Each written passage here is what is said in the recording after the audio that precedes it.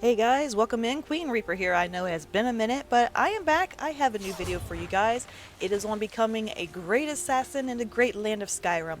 This is going to be a vanilla friendly version, so if you have the base game, this will still work. No DLCs will be required. So if you're interested in becoming a master assassin in Skyrim, stay tuned because we're going to go over all the details that you will need. First things first is the race, and there are top three races that I suggest.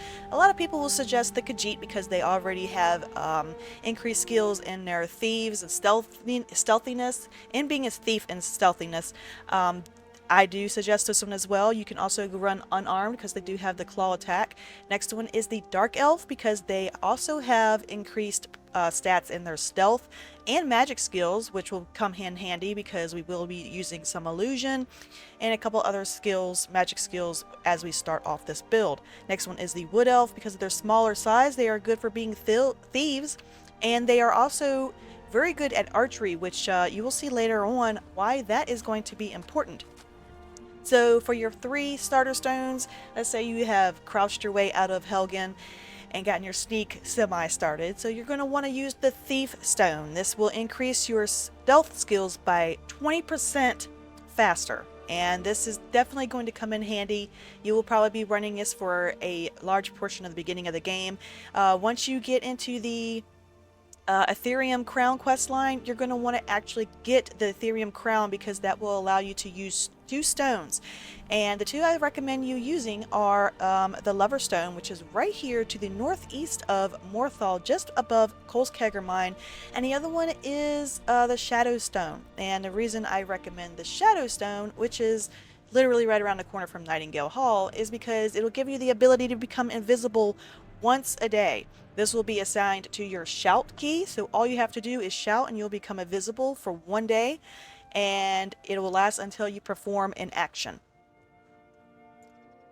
Alright, now let's say you have made your way to Whiterun and you're going to run into the Dragon's Reach and talk to Farengarg, and you're going to pick up 2 spells, 2 spell tomes. The first one is going to be Muffle, and this is an illusion spell which will help you greatly with your sneak. It'll silence your walking, and then the next one's going to be Calm, because there will be instances where you run up to a group of bandits. You can't take all of them all at once, so you're going to use the Calm spell and shoot that on a couple of them, and will calm them. That way you can attack the bandits one by one, and you won't not have to worry about the other ones attacking you. Your illusion, you're going to boost that baby up. Just sit there and spam the muffle spell, and it will get your illusion tree up to enough points to use the first 3 skills, and that's what we're going to be using in the illusion tree, and that's all you're going to need. So just sit there and spam that baby and level it up. Now onto gear. Go into Movart's cave to get a pair of boots that will help with your sneaking. There will be vampires here to the left. You'll be 1 there in his bedroom, 1 to the right, and of course Movarth sitting there in his chair. Once you have killed all those vampires, you're going to go into his bedroom, which is behind him, up the ramp there, and you will see a pair of boots. They are light armor fur boots, which you will be running for this build. Right beside this barrel will be a pair of boots called Movarth's boots, and they will increase your sneaking by 15%. They are light armor, which is what we're going to be running for this build. And as far as your other gear, most people are going to be arguing about whether to start the Thieves Guild or the Dark Brotherhood. The armors are very similar. They do have the same abilities and skills, but I'm going to say go with the Thieves Guild, and the reason that is because you're going to want the Nightingale armor, and as you see, it increases your stamina by 40, and your boots will muffle you, they silence you. Your gloves will make lockpicking easier, and your one-handed attacks will do more damage. The illusion spell costs 17% less, which is what you're using to build up this build.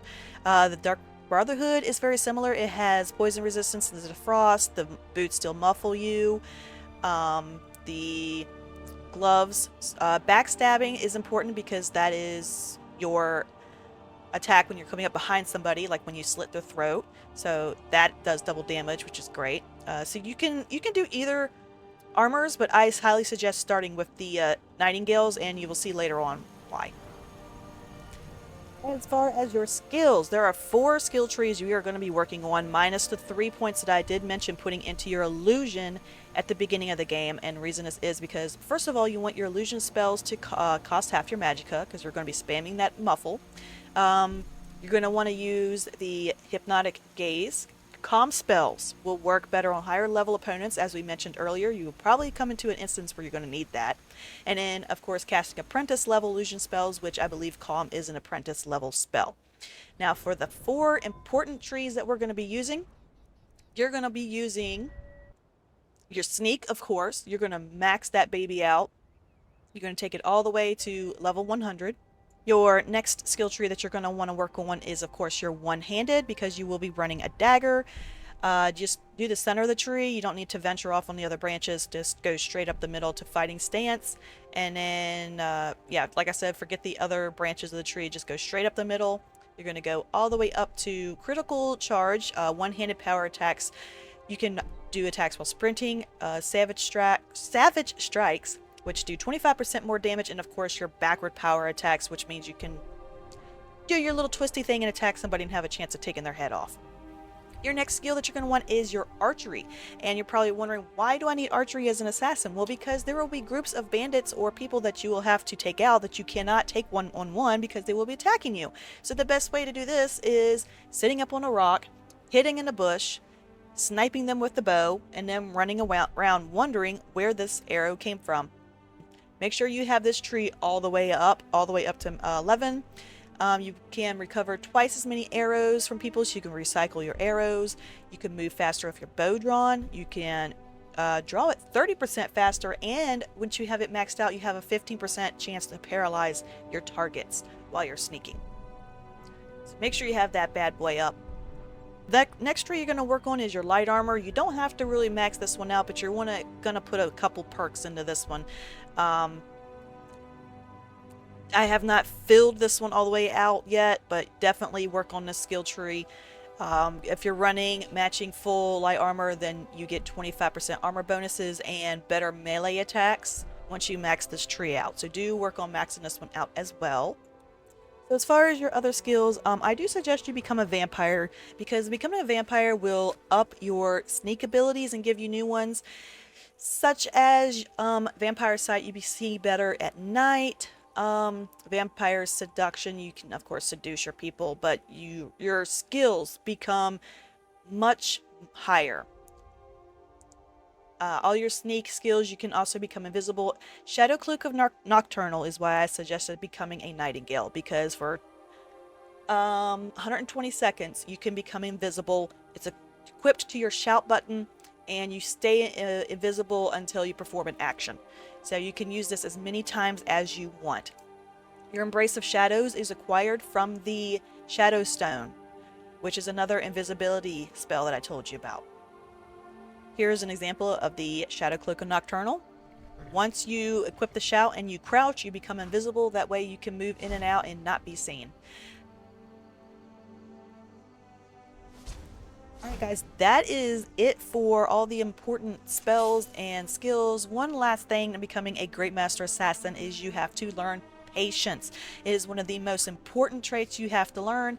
You have to be patient and let your targets get into the desired location so that you can do your duty and not get caught.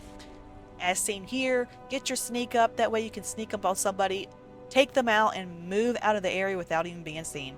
So let me know how you feel about your new assassin build. I want to know about what builds you are doing. If you enjoyed this video, do give it a thumbs up and subscribe to the channel, as I will be trying to get more videos out. Let me know about what builds you are doing in the comments. And hopefully you guys will have a great day, and I'll see you in the next video.